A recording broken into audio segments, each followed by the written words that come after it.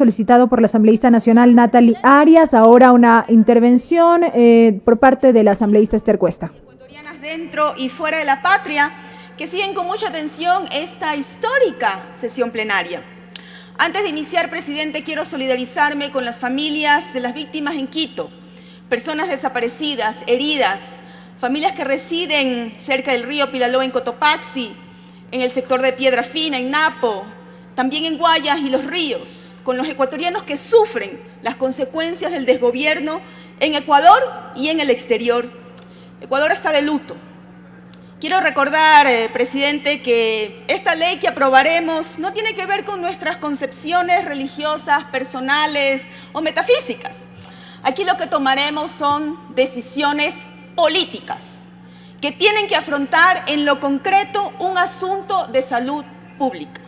Después de haber vivido más de 20 años en Europa y Estados Unidos, mi posición es pública.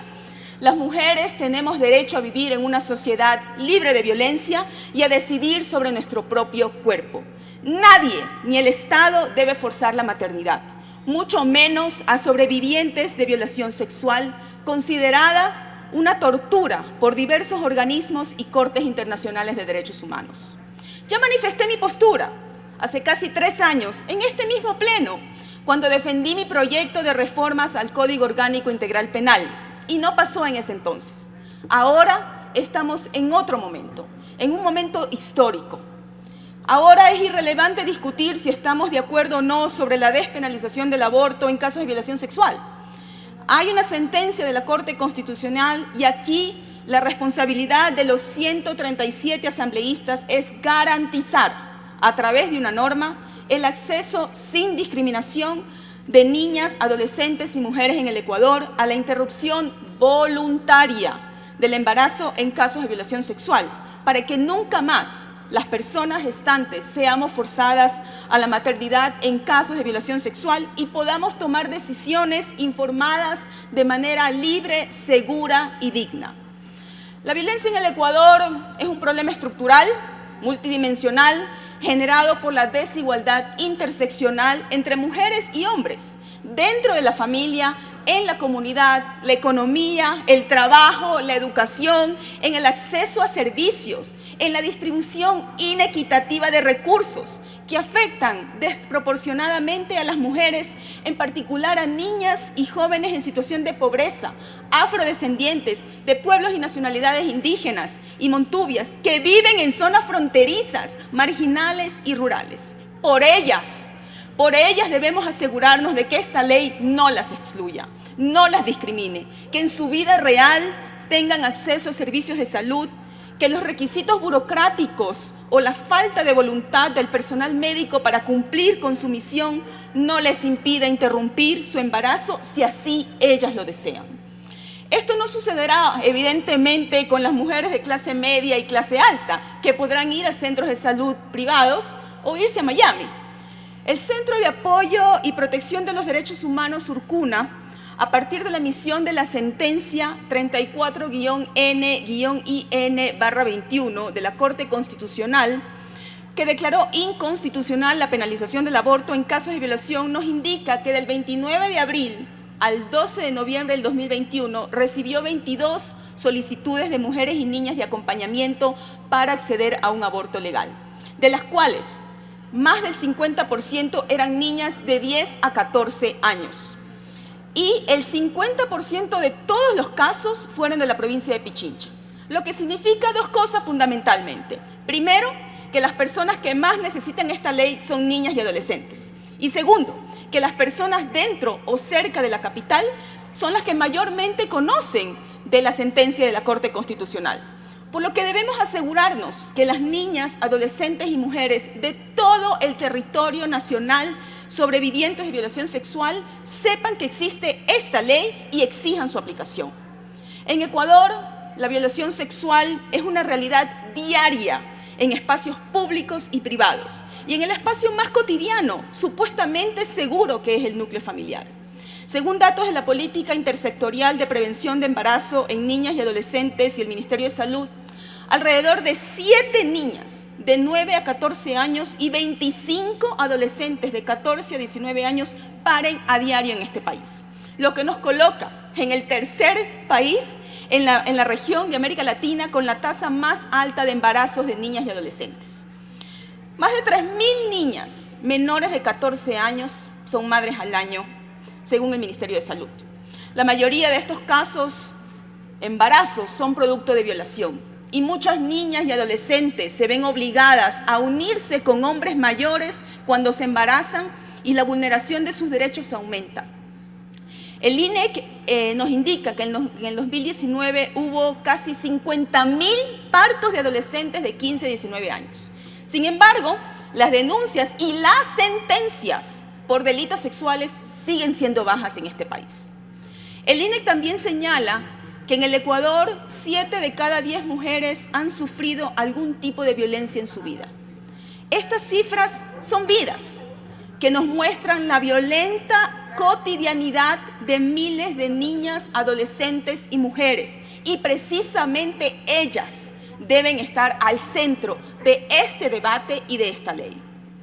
El embarazo adolescente, colegas asambleístas, trunca proyectos de vida. La deserción escolar llega al 44%, el riesgo de morir es 4 veces mayor. La pobreza, la exclusión y el suicidio, producto de la violencia sexual, tiene responsables que no pueden quedar en la impunidad. La Fiscalía señala que en el 2019 recibió 5.354 denuncias de abusos sexuales, mientras que en el 2020, en plena pandemia, cuando miles de niñas y adolescentes no fueron a escuelas y colegios y aún siguen en teleeducación, en el mejor de los casos, porque muchas niñas y adolescentes no tienen dispositivos ni internet y convivieron y siguen conviviendo más tiempo con sus agresores, solo se recetaron 2.464 denuncias, y no precisamente porque hubo menos niñas, adolescentes y mujeres víctimas de violencia en este país. Según datos del estudio Costos de Omisión en Salud Sexual y Reproductiva en Ecuador, al Estado le cuesta 67.8 millones de dólares al año atender embarazos no deseados y 2.3 millones de dólares cuesta la atención de complicaciones post-aborto. Para los contadores, que solo ven la vida humana como un gasto público, les quiero decir que cuesta 158 dólares atender un aborto legal y seguro, mientras cuesta 237 dólares la atención por complicaciones de salud, luego de una práctica de aborto inseguro. Desde el Grupo Nacional Ecuador de Parlamentarios para la Acción Global realizamos 3 conversatorios virtuales sobre la interrupción voluntaria de embarazo en casos de violación, en julio, agosto y septiembre del año pasado, con la participación de expertas nacionales e internacionales, parlamentarias de la región, representantes del Sistema de Naciones Unidas y académicas que nos permitieron reflexionar sobre los avances y retos que tenemos y nos proporcionó insumos para las observaciones que presenté a la Comisión sobre este proyecto de ley que debatimos hoy. Es fundamental garantizar el consentimiento informado para que niñas, adolescentes y mujeres que decidan voluntariamente interrumpir su embarazo en casos de violación lo hagan en condiciones adecuadas, dignas y con el acompañamiento profesional necesario. La Corte Constitucional fue clara al establecer que para niñas menores de 14 años no debe imponerse requisito alguno para facilitar la interrupción voluntaria del embarazo en casos de violación, porque existe la presunción legislativa de violación. El centro médico debe notificar a la Fiscalía e iniciarse un proceso penal contra el victimario, quien quiera que sea. En el caso de personas mayores de 14 años, la Corte Constitucional establece la incorporación de requisitos. Esos requisitos no deben ser revictimizantes, no deben generar cargas desproporcionadas a las mujeres y poner en el centro a las mujeres, adolescentes y niñas sobrevivientes de violencia sexual. En consecuencia, este proceso debe ser reparador. En relación a los plazos para acceder a la interrupción voluntaria del embarazo, debemos revisar los estándares científicos, técnicos que garanticen la vida y salud de la mujer embarazada y del feto, fundamentalmente aquellos estándares sugeridos por la Organización Mundial de la Salud, así como valorar los aportes de legislaciones de otros países. No podemos repetir lo que sucedió durante el peor gobierno de la historia. Tiene un minuto, asambleísta. Gracias, presidente. El gobierno de Moreno, que de manera sistemática disminuyó el presupuesto destinado a la protección de las mujeres. y en el 2020 fue menos de $700.000. Y las cosas siguen igual. Este Parlamento debe realizar el más estricto control político y fiscalizador para que el gobierno implemente medidas de prevención para enfrentar la violencia de género, la violencia sexual y la violencia contra niñas, adolescentes y mujeres. Esta ley debe obligar al Estado a realizar programas de formación, capacitación, sensibilización y difusión de derechos humanos con enfoque de género, que sepan que esto ya es ley y deben aplicarla les guste o no. Desde este curul fiscalizaremos la aplicación de esta ley.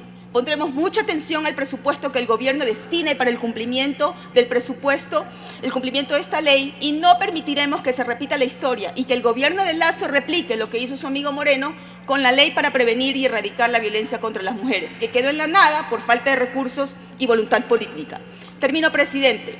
Por toda esta historia de imposición estructural y cotidiana en las relaciones de género, por la histórica lucha de los movimientos de mujeres, por las mujeres discriminadas y subalternizadas del campo y la ciudad, por las niñas, adolescentes y mujeres que han sobrevivido la violencia y el abuso sexual, debemos aprobar esta ley orgánica que garantiza la interrupción voluntaria de embarazo para niñas, adolescentes y mujeres en casos de violación, y que nunca más seamos forzadas a la maternidad, al menos en estos casos, gestando un avance para que podamos decidir de forma libre, segura y digna. Gracias, presidente. Escuchamos la intervención de la legisladora